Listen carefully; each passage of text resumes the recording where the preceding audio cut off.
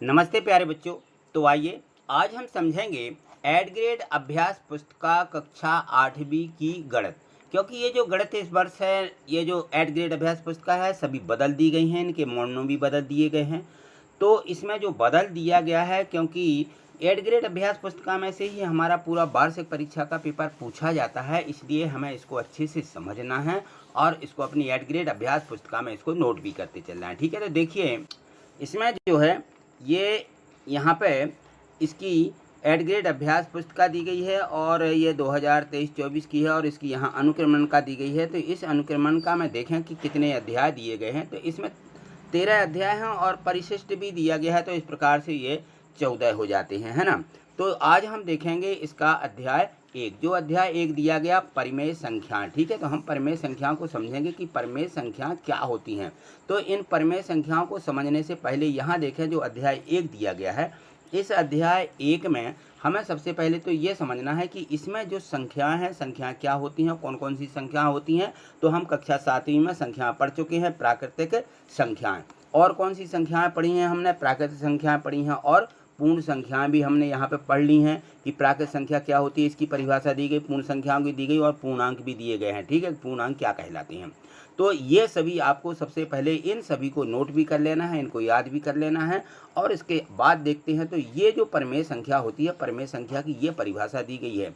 ठीक है ना। तो ये जो परिभाषा है इसको भी आप कक्षा 7वीं में पढ़ चुके हैं। अब परिमेय संख्याएं को हम किस प्रकार से जोड़ते, घटाते, गुणा, भाग करते हैं, यानी इसकी हम संक्रिया किस प्रकार करते हैं और संख्या रेखा पर हम परिमेय संख्याओं को किस प्रकार प्रदर्शित करते हैं। तो ये सब चीज़ें इसमें हमें आज इस वीडियो के माध्यम से सीखना है। और यदि मान लीजिए आपने चैनल को सब्सक्राइब नहीं किया तो सबसे पहले तो आप चैनल को सब्सक्राइब करके रखिए, जिससे आपको सभी वीडियो अच्छे से समझ में आए और आप परीक्षा में भी अच्छे से हल कर सकें सभी प्रश्नों को। तो यहाँ देखें परिमेय संख्याएं, ये जो संक्रियाएं रहती हैं, जोड़, घटाना, गुणा, भाग, उनके ऊपर से ये दी गई हैं। परिमेय संख्याओं के गुणा भाग दिए गए, जोड़ दिए गए। अब यहाँ पे कक्षा 7वीं में हम शायद पढ़ चुके हैं कि योज्य तत्समक क्या होता है। तो किसी भी संख्या का योज्य तत्समक शून्य होता है, क्योंकि यदि हम शून्य में कोई संख्या जोड़ते हैं तो हमें वही संख्या प्राप्त होती है। यह कहलाता है योज्य तत्समक। और इसके बाद होता है गुणात्मक तत्समक। तो ये देखें यहाँ पे दिया गया है, ये गुणात्मक तत्समक है। ठीक है, तो ये गुणात्मक तत्समक है और गुणात्मक तत्समक में क्या होता है, इसमें गुणा करते हैं हम। तो किस संख्या का? 1 का। यदि हम किसी संख्या में 1 का गुणा करते तो वही संख्या प्राप्त होती है। ठीक है ना। तो यहाँ इस प्रकार से समझाया गया है। तो इसको भी आपको एक बार अच्छे से इसको लिख लेना है और याद भी कर लेना है। और इसके बाद हो जाते हैं यहाँ से प्रश्न शुरू। ठीक है, तो यहाँ देखें प्रश्नों में जो दिया गया है, इसमें दिया गया है यहाँ बहुविकल्पीय प्रश्न दिए गए हैं। एक है प्रश्न दिया है, उसके 4 ऑप्शन, 4 उत्तर दिए रहते हैं। उन 4 में से एक सही होता है, जो कि हमें हल करके निकालना पड़ता है। तो यहाँ देखें प्रश्न 1 में दिया परिमेय संख्या 7/8 का योज्य तत्समक। ठीक है ना। तो योज्य तत्समक अभी हमने पढ़ा है कि शून्य होता है, किसी भी संख्या का योज्य तत्समक शून्य होता है ना। तो हम यहाँ देखें कि शून्य, ये सी में लिखा हुआ है, तो यहाँ हम सी को टिक करते हुए उत्तर के रूप में यहाँ शून्य लिख देंगे। और इसके बाद में करना क्या है, क्योंकि जब हमारी कंपटीशन की कोई परीक्षा होती है, हम परीक्षा देने जाते हैं तो उसमें OMR सीट मिलती है। तो यहाँ OMR सीट भी प्रदर्शित की गई है कि इसमें ABCD ऑप्शन में से कौन सा ऑप्शन आपने चुना है, उसके गोले को नीला करिए या काला करिए। तो यहाँ देखा ABCD ये दिए गए, तो इनमें से कौन सा है हमारा? सी सही है। तो सी को हमें यहाँ क्या करना है, नीला कर देना है अपने पेन से, या काला पेन है तो काला भी कर सकते हैं। ठीक। अब प्रश्न 2 देखो, प्रश्न 2 में भी हमें दिया गया है कि परिमेय संख्या 7/9 के लिए गुणात्मक तत्समक। तो गुणात्मक तत्समक 1 होता है, किसी भी संख्या का गुणात्मक तत्समक 1 होता है। और 1 किस में दिया? ए ऑप्शन में दिया गया है। तो 1 यहाँ लिख लेंगे और ए के सामने हम इसको नीला कर देंगे। ठीक है, इस गोले को भर देंगे। तो यहाँ देखें ए में दिया गया था, इसलिए इसके सामने, ए के सामने ये पहले ही फर्स्ट है, यहाँ पे जो गोला दिया गया इसको हमें क्या करना है, नीला कर देना है। ठीक, चलिए भर दिया हमने इसको। अब प्रश्न 3 देखिए, 3 में भी यही चीज़ दी गई है कि हमें समतुल्य भिन्न निकालना है कि कोई भी संख्या होती है तो उसकी समतुल्य, भिन्न या समतुल्य। अब यहाँ आ गया परिमेय संख्या, तो इसकी समतुल्य परिमेय संख्या क्या होगी। तो समतुल्य परिमेय संख्या जैसे हम कक्षा 7वीं में निकालते आ रहे हैं कि जैसे 2/3 की पूछी गई है, तो हम क्रमशः 2 का, 3 का, 4 का ऊपर नीचे गुणा करते जाते हैं। तो सबसे पहले 2 का ऊपर नीचे गुणा कर लीजिए, तो आ जाता है 2 दूनी 4 और 3 दूनी 6, बटे में आ जाएगा 6। तो कितना हो जाएगा 4/6। ठीक, तो ये हो जाती है समतुल्य परिमेय संख्या। समतुल्य परिमेय संख्या 4/6 सी में दी गई, यहाँ लिख लीजिए 4/6। और सी वाला ऑप्शन जो यहाँ पे दिया गया है इसको हम भर देंगे, काला कर देंगे या नीला कर देंगे। चलिए प्रश्न चौथा भी दिया गया है यहाँ पे। प्रश्न चौथे में देखें तो प्रश्न चौथा में निम्नलिखित में से कौन सी संख्या अपने मानक के रूप में है। मानक के रूप में यानी उसको हल करके निकाला जा सकता है, आगे इसको हल नहीं किया जा सकता, तो वह है 1/2। 1/2 किस ऑप्शन में दी, सी में। तो सी वाला ऑप्शन यहाँ पे हम गोला भर देंगे और यहाँ पे 1/2 लिख देंगे। तो इसका मानक का रूप होता क्या है, मानक कैसे निकालते, जैसे ये संख्या दी गई है तो इसको काट दीजिए, कितने से भाग जाएगा, 0 ऊपर से कट जाएगा, 0 नीचे से, तो 2/3 आ जाएगा, ये इसका मानक रूप है। जैसे 10/4 का मानक रूप हम इसको काट करके या इसको भाग दे करके निकाल सकते हैं। तो इसमें 1/2 दिया, अब इसको आगे हल नहीं कर सकते हैं, तो यही इसका मानक रूप कहलाएगा। ठीक है, चलिए अब आगे देखते हैं अगला प्रश्न। इसमें दिया गया है प्रश्न 5 कि ऋण 4/9 धन ऋण 4/9 का मान क्या है। तो देखिए समान संख्या है, इसके हर समान है, ऋण 4/9 ऋण 4/9 तो दुगना हो जाता है, यानी 4 4 8 हो जाएगा। ठीक है ना, तो सीधे निकाल सकते हैं, क्योंकि यदि हर समान होते हैं तो हम अंश अंश की संख्या को जोड़ देते हैं। तो ऋण 4 और ऋण 4 ऋण 8, ठीक है ना, और बटे में 9 आ जाते हैं। तो ये किस में लिखा, सी वाले ऑप्शन में ऋण 8/9 लिखा है। ये यहाँ पे ऋण 8/9 लिखते हुए सी वाले ऑप्शन को यहाँ पे हम भर देंगे। ठीक है, ये हमने यहाँ पे सी भर दिया। ठीक, चलिए अगला प्रश्न देखें, क्योंकि यहाँ पे जो और भी प्रश्न दिए गए हैं, यदि आपको कोई प्रश्न समझ में नहीं आता है, डाउट है, तो आप ज़रूर कमेंट्स करिएगा। ठीक है, तो आप जैसे ही कमेंट्स करेंगे तो मैं आपका अगली वीडियो के माध्यम से उसका आपको हल बताऊंगा और समझाऊंगा। ठीक, चलिए प्रश्न 6 दिया गया है। तो प्रश्न 6 में दिया गया है कि एक आयताकार भूमि की लंबाई दी गई है। अब आपने आयत तो देखा होगा किस प्रकार से ये लंबाई, ये चौड़ाई ये रहती है, ये आयत की आकृति होती है। ठीक है ना, अब इसमें क्या दिया गया है, भूमि की लंबाई दी, लंबाई 17/2 दी गई है और चौड़ाई 13/2 दी गई। ठीक है ना, अब हमें क्या निकालना है, भूमि का परिमाप यानी चारों भुजाओं का योग। ठीक है ना, ये निकालना है। तो ये हम लिख देंगे कि लंबाई आयत की परिमाप का सूत्र क्या होता है। सबसे पहले हमें सूत्र याद होना चाहिए, तो हम यहाँ सबसे पहले तो लिखें कि लंबाई क्या है, चौड़ाई क्या है, ये हमने लिख दिया। अब भूमि का परिमाप, ये सूत्र होता है कि 2 गुणित लंबाई धन चौड़ाई, इसको याद रखना है। ठीक है ना, तो अब यहाँ हम 2 लिख देंगे, लंबाई की जगह लंबाई लिख देंगे, चौड़ाई की जगह चौड़ाई लिख देंगे। तो ये लिख दिया 17/2 धन 13/2 और 2 गुणित में रहेगा। तो यहाँ पे 17/2 13/2 को जोड़ दीजिए, तो 17 और 13, क्योंकि हर समान है, हर कैसे हैं, समान, तो 17 और 13 दोनों को जोड़ेंगे 30 हो जाएगा। तो यहाँ 2 गुणित 30/2 लिख दीजिए।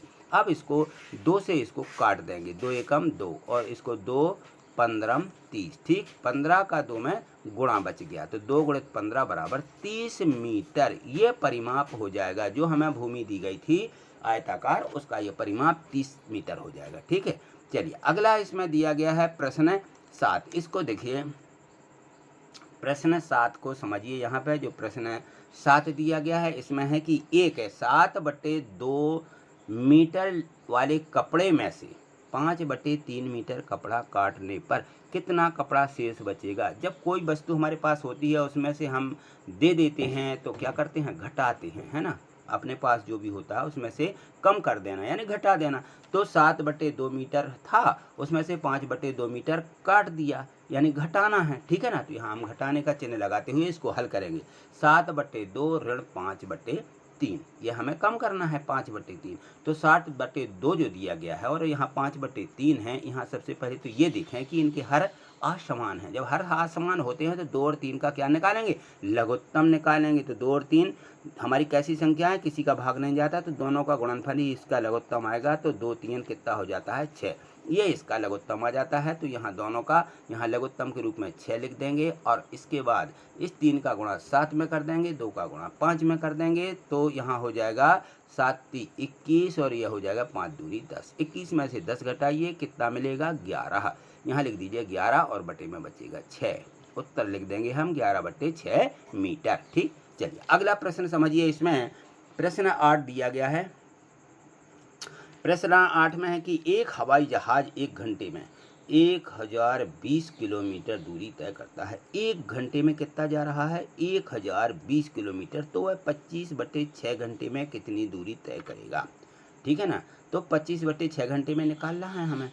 1 घंटे का दिया गया है, 1 घंटे में इतना, तो 25/6 में गुणा करेंगे। 1 का दिया है, अधिक का निकालना, एक नियम लगा देंगे और यहाँ लिख देंगे कि 1 घंटे में 1020 किलोमीटर दूरी तय करता है। तो फिर 25/6 घंटे में 25/6 का 1020 में गुणा, तो 1020 गुणित 25/6 यहाँ लिखिए और गुणा कर दीजिए। तो ये बटे में 6 हैं, इसलिए 6 से सीधे 1020 को काट देंगे। तो यहाँ से चाहो तो आप सीधे सीधे काट सकते हैं कि 6 एकम 6, यहाँ भी आप इसको काटेंगे तो कितना मिलेगा, 6 एकम 6, बचेंगी 4, ठीक है ना, हो जाएंगे 42। कितने हो जाएंगे, 42, यहाँ 4 बचेंगी तो 42, तो 6 7 42, यहाँ आ जाएगा 17 और शून्य बच जाएगा, तो शून्य का शून्य, 170 गुणित 25, ये मिल गया 170 गुणित 25। और 170 में 25 का गुणा कर लीजिए, एक एक संख्या का गुणा कर लीजिए, सीधे गुणा करते नहीं बनता है, तो पहले 5 का गुणा करिएगा, फिर 2 का गुणा कर लीजिए, ठीक है। यदि 25 का पहाड़ा सीधे आता है तो आप सीधे लिख देंगे और इस प्रकार से 4250 इसका उत्तर आ जाएगा कि वह है 25/6 घंटे में 4250 किलोमीटर की दूरी तय करेगा, ये उसका उत्तर होगा, ठीक। चलिए अगला प्रश्न देखें, प्रश्न 9 दिया गया है। यहाँ पे देखिए, यदि एक 143/2 मीटर लंबे तार को बराबर बराबर लंबाई के 26 टुकड़ों में बांटा जाए तो प्रत्येक टुकड़े की लंबाई क्या होगी। यहाँ 26 टुकड़ों को बांटा, मतलब 26 बराबर बराबर टुकड़े हैं उसके, किसके, 143/2 मीटर के। तो यहाँ से हम इस प्रकार से लिखेंगे, क्योंकि एक की निकालना है तो हमें भाग देना पड़ेगा। प्रत्येक टुकड़े, प्रत्येक माने एक की निकालना है, कभी भी ध्यान रखना जब भी एक की निकाली जाती तो भाग दिया जाता है, ठीक है ना। तो यहाँ देखें तो हम लिखेंगे कि 26 टुकड़ों की लंबाई 143/2 मीटर है, तो एक टुकड़े की 143/2 में 26 का भाग दे देंगे, यहाँ लिख देंगे, इसलिए एक टुकड़े की लंबाई 143/2 भागित 26, ऐसा इस प्रकार से लिखना। और भाग का क्या हो जाता है, गुणा, तो हम इसको बदल देंगे, 26 इसके बटे 1 कहलाएगा, 26 तो ये बदल करके गुणा के रूप में 1/26 हो जाता है, 1/26 यहाँ लिख दिया। और इसको क्या करेंगे, अब इसको आप काट दीजिए। तो कैसे काटेंगे, यहाँ से देखिए, ये सीधे 13 से काट देंगे, 13 दूनी 26 और 13 से इसको काटिए, 13 एकम 13 बचेगी 1, 13 एकम 13, कितना आ जाएगा, 11/2 और 1/2। तो ये लिख दिया 11/2, 1/2, दोनों का गुणा करेंगे, 11 एकम 11, 2 दूनी 4, 11/4, उत्तर आएगा 11/4 मीटर एक टुकड़े की लंबाई हो जाएगी, ठीक। चलिए अगला प्रश्न देखें। यहाँ पर देखिए प्रश्न 10 दिया है कि वितरकता के उपयोग से निम्नलिखित का मान ज्ञात कीजिए। वितरकता नियम हमें यहाँ पे लगाना है। क्या होता है वितरकता नियम, यहाँ ये देखिए, इस प्रकार से हमें वितरकता का नियम लिख देना है कि ये वितरकता का नियम है, A गुणित B धन B गुणित C बराबर में, इसमें जो समान संख्या होती है इसको बाहर लिख देते हैं, B गुणित A धन C, ये है वितरकता का नियम।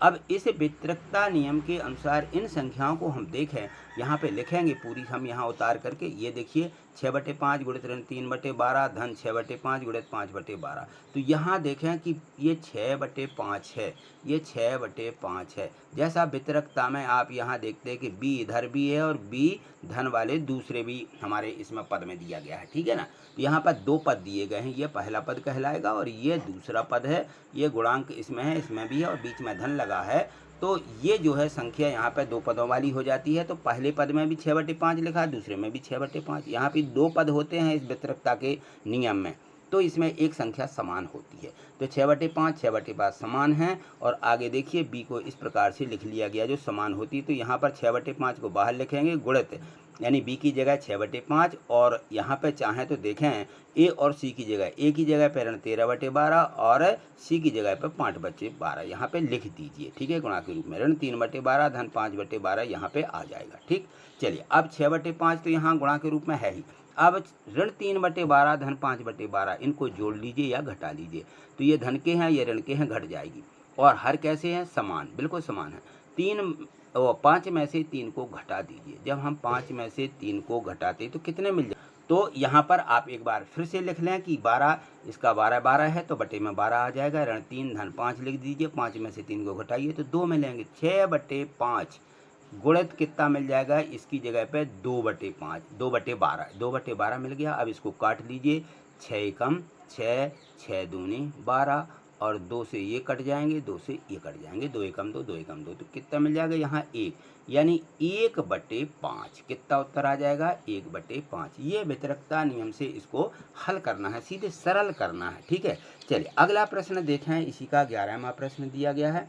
यहाँ पर देखें तो ये 11वें प्रश्न में भी हमें क्या करना है, नियम का प्रयोग करते हुए यहाँ सीधे सभी संख्याओं में गुणा लगे हुए हैं, इसलिए यहाँ पर सीधे हम गुणा कर देंगे इन संख्याओं की कि इनमें गुणा करने पर संख्या कितनी प्राप्त होती है। ये देखिए यहाँ पर, अब यहाँ देखें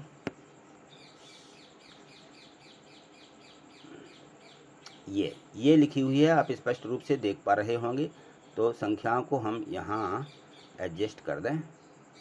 ये अब देखिए यहाँ पे संख्या दी गई है ऋण 4/5 और यहाँ पे लिखा हुआ है 3/7 गुणित 15/16 गुणित ऋण 14/9। सभी संख्याओं का हमें एक दूसरे से क्या करना है, गुणा करना है। ठीक है ना। तो अब गुणा किस प्रकार करते हैं हम, देखिए यहाँ पे गुणा करने के लिए जो संख्या एक दूसरे से कट जाती, क्योंकि सभी गुणांक में है तो कोई भी संख्या से कोई भी संख्या ऊपर की काट सकते, नीचे से ऊपर काटना है हमें। तो यहाँ संख्या को हमने एक बार लिख लिया। इसके बाद में देखें तो यहाँ ये 5 लिखे हैं, तो इस 5 से 5 एकम 5 और यहाँ पे काटे तो 5 3 15, ये कट जाएगा।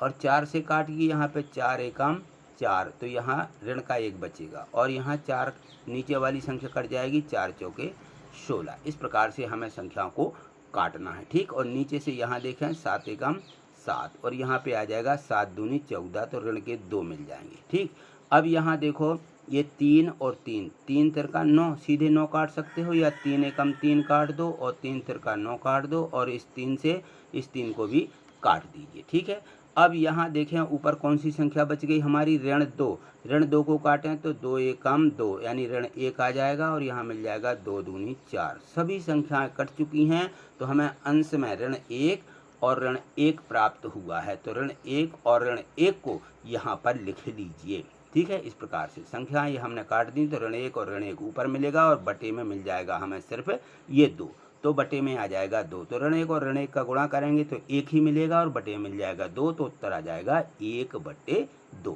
ठीक है, इस प्रकार से हमें संख्याओं को हल करना है। तो आप यहाँ काट सकते हैं या यहाँ द्वारा लिख करके भी यहाँ काट देना। ठीक, चलिए अगला प्रश्न 12वां दिया गया है। इसमें भी लिखा हुआ कि वितरकता का उपयोग करते हुए, जो वितरकता का नियम है इसी नियम का हमें बार बार उपयोग दिया जा रहा है इनके प्रश्न, क्योंकि ये परीक्षाओं में ज़्यादा पूछे जाते हैं। तो इन प्रश्नों को ज़रूर अच्छे से एक बार हल करिएगा।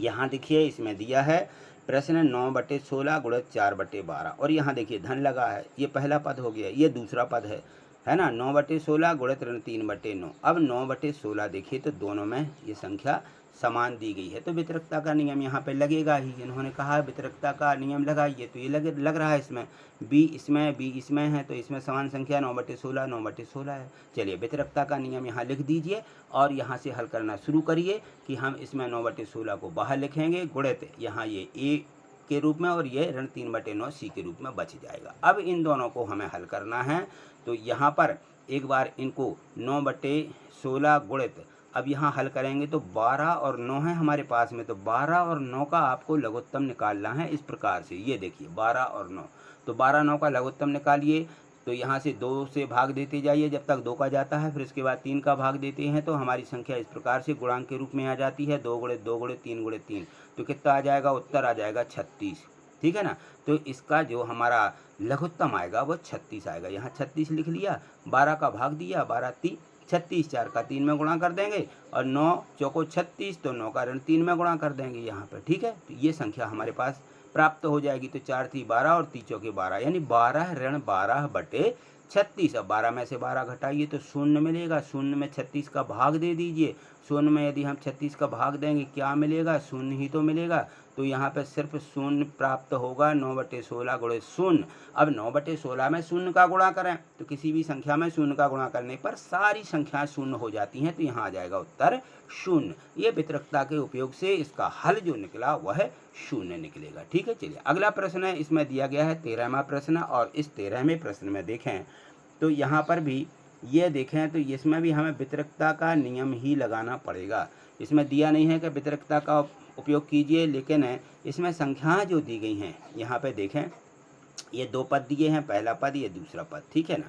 तो इसमें देखें समान संख्या कौन सी है, तो इसमें 7/5 जो संख्या दी गई 7/5, यहाँ भी 7/5 है ना, दोनों में है। तो वितरकता का नियम लगेंगे, यहाँ लिख देंगे कि वितरकता के नियम से। और यहाँ पर देखें आगे इसमें, तो यहाँ देखिए 7/5 गुणित ये हमें संख्या दी गई थी, तो 7/5 को हम क्या करेंगे, वितरकता के उस नियम के अनुसार 7/5 बाहर ले लेंगे, गुणित में ऋण 2/12 धन 5/12 आ जाएगा। 12 इसमें हर समान है, तो सीधा ऋण 2 धन 5 बचेगा, ऋण 2 धन 5, 5 में से ऋण 2 को घटा देंगे तो कितना मिल जाएगा 3। तो 7/5 गुणित 3/12 मिल जाएगा, 3 से इसको काट दीजिए, 3 एकम 3, 3 चौके 12, 1/4। 7/5 गुणित 1/4 गुणा कर दीजिए, 7 का 1 में, 5 का 4 में, तो 7/20 इसका ये उत्तर आ जाएगा। ठीक, चलिए अगला प्रश्न दिया गया है 14वां प्रश्न है। तो 14वें प्रश्न में देखें यहाँ पर संख्याएं अधिक दी गई हैं। तो इन संख्याओं में जब हमें संख्या इस प्रकार से मिलती है तो हमें क्या करना चाहिए। यहाँ देखिए पद कितने दिए गए, पहला पद दिया गया, ये यहाँ पे दूसरा पद है और ये तीसरा, 3 पद दिए गए हैं। तो हम वितरकता का नियम 2 पदों में लगाते हैं, है ना।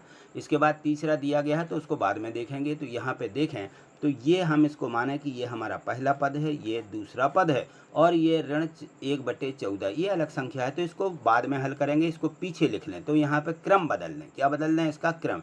इस संख्या को पीछे लिखें और ये जो पद है इसको आगे कर लेते हैं। तो यहाँ देखिए हम यहाँ पे क्रम बदलते हैं, तो नियम लिख देंगे कि क्रम विनिमेयता के नियम से, ये क्रम बदलने का नियम है। ठीक है, ये हमारी इसमें पुस्तक में हम कक्षा 7वीं में पढ़ चुके हैं।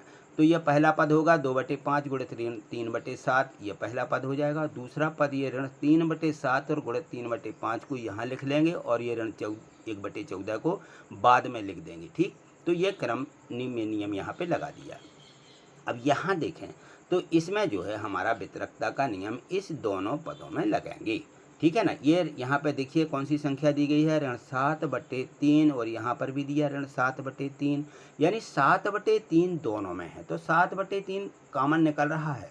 ठीक है ना, क्रम उसके वितरकता के नियम से। तो 3/7 लिख दीजिए, और यहाँ पे बटे में यहाँ बाद में जो बच रहा है वो ए और सी के रूप में, वो संख्या हमें अच्छे से समझना है कि बच क्या रही है संख्या। यहाँ देखिए 3/7 कॉमन लिया है। जब किसी संख्या में कोई भी संख्या हो, जैसे यहाँ 2/5 है और हमने यहाँ से ऋण 3/7 था, तो हमने 3/7 निकाल लिया, तो यहाँ ऋण 1 बचेगा। ऋण 1 का इस संख्या में गुणा हो जाता है, तो ये संख्या मिल जाती है ऋण 2/5।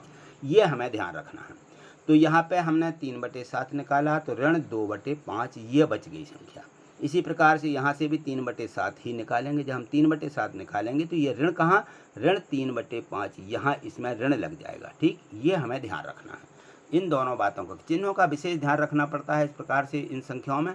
तो ये देखिए ऋण 3/5 ऋण 2/5 दोनों संख्याएं बचेंगी। इन दोनों को आप हल कर लें, तो ऋण 2/5 और 3/5 जोड़ दीजिए, तो ऋण 5/5 आ जाएगा। जब ऋण 5/5 होगा तो ये कट जाएगा, 5 एकम 5, 5 एकम 5, ऋण का 1 मिलेगा, यहाँ पे ऋण 1।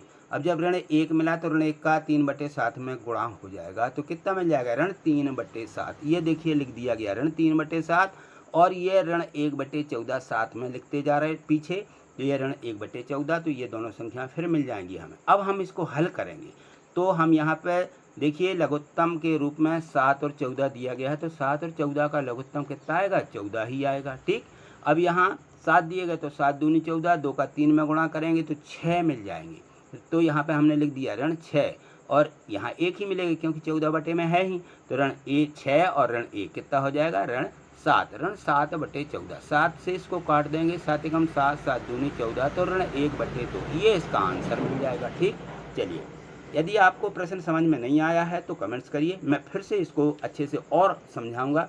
आगे देखिए प्रश्न है जो 15वां दिया गया है।